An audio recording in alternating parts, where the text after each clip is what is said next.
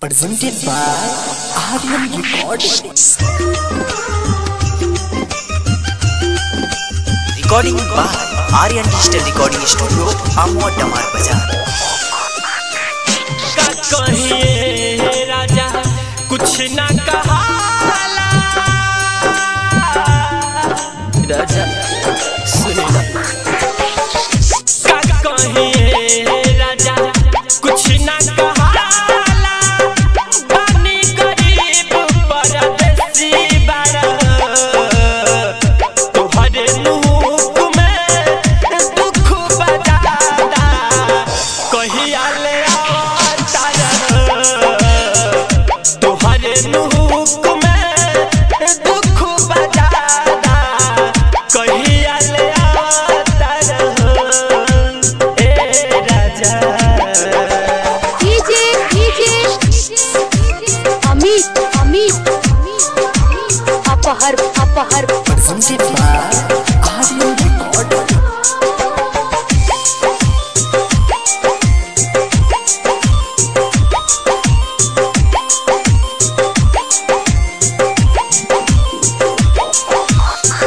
जहिया से चल गइला पिया परदेस हो, ओही दिन से याद तोहर आवे हर में से राजा सुनी ना।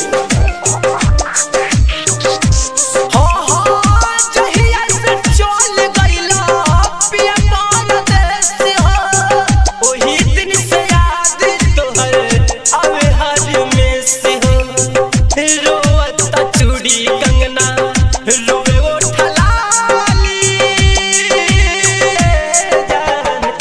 रोता चूड़ी कंगना रोवे ओठलाली, दोह जाता आँखी से कजरा हो, तोहरे मुँह में दुख बजादा, कहिया ले आता रहो, तोहरे मुँह में दुख बजादा, कहिया ले आता रहो ए राजा।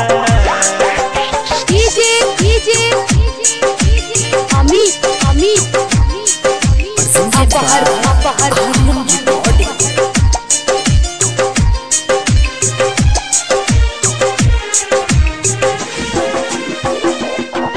सबका सिंगार कइल होता बात हो, राइटर अर्जुन धनंजय कहत बहनी आज सुन लो ए राजा।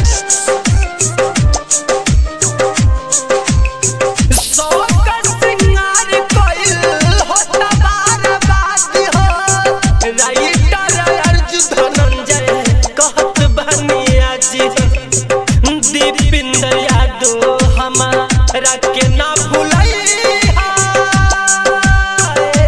राजा, दीपिंदर यादव हमारा के ना भूलैहा, जाई के सुनी बहारा में, तोहरे मुँह में दुख बजादा, कहिया ले आता रहो, तोहरे मुँह में दुख बजादा, कहिया ले आता रहो का कहिए राजा कुछ ना कहाला, बनी गरीब परदेसी बारा,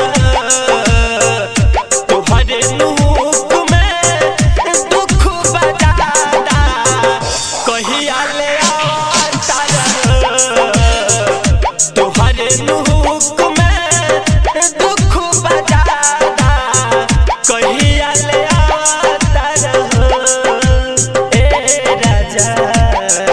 Recording by Aryan Digital Recording Studio, Amwa Damar Bazaar.